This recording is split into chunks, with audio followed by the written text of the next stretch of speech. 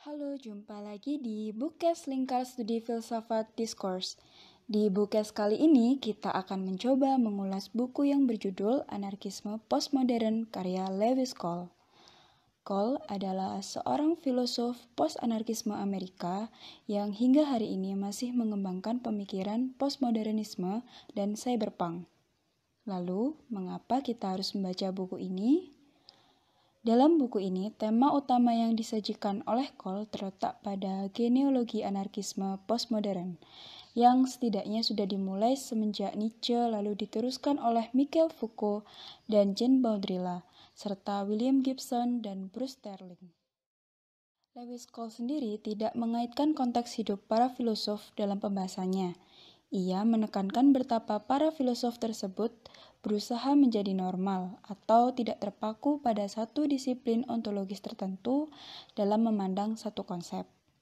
Buku ini kering dengan narasi, karena Cole sendiri berusaha membangun skema teoritis yang berurutan. Pada akhir bagian buku ini, ia menambahkan bagaimana cyberpunk hadir sebagai salah satu bantahan terhadap agen sejarah ala Karl Marx dan anarkisme klasik. Hal ini bukan akhir dari penelitian Lewis. Perkembangan anarkisme postmodern beruntung akan terus berubah, karena prinsip normal hadir sebagai ide besarnya. Ide besar Cole dalam buku ini adalah matriks anarkisme postmodern yang berpusat pada Lacan, di mana Lacan berhubungan langsung dengan Butler dan Freud, sementara keduanya dikelilingi oleh Nietzsche, Saussure, Bakunin, Kropotkin, Foucault, dan Deleuze.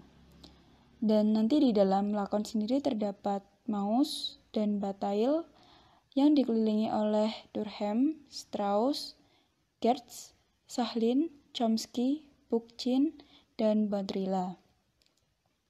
Yang kedua, kelengkapan matriks anarkisme postmodern yang ditambahkan Lewis dengan konsep cyberpunk atau konsep ini merombak tatanan semiotika dalam fiksi-fiksi ilmiah, dalam konsep William Gibson dan Bruce Sterling.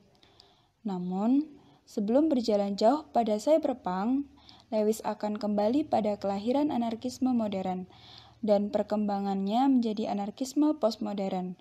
Dan dalam onto-atrosentrisme Nietzsche, genealogi kekuasaan Foucault, konsep-konsep anti-humanisme, sehingga perjalanan pemikiran Baudrillard sebagai anarkisme postmodernis. Secara keseluruhan, buku ini cocok untuk kita yang ingin mengenali konsep anarkisme modern dan postmodern, dan juga cocok bagi mereka yang mempelajari hipersemiotika dan bahasa. Bagi kawan-kawan yang tertarik dengan buku ini, maka akan baik jika pembacaan dilengkapi dengan buku-buku Society of Spectacles karya Guy Debord, atau Symbolic Exchange and Death karya Jean Baudrillard, dan A Thousand Planeteus karya Gilles Deleuze dan Félix Guattari. Lalu buku-buku yang diterjemahkan oleh Atollah Renanda Jaffy dan diterbitkan oleh penerbit Basa-Basi, yang kamu bisa dapatkan di toko buku indie terdekat, atau bagi yang di sekitar kota Malang bisa langsung berkunjung ke Sekber Lingkar Studi Filsafat Discourse. Dan jangan lupa, bila hendak membaca, siapkan alat tulis dan buku catatan atau sticky notes untuk menandai poin-poin penting dalam buku ini. Selamat membaca.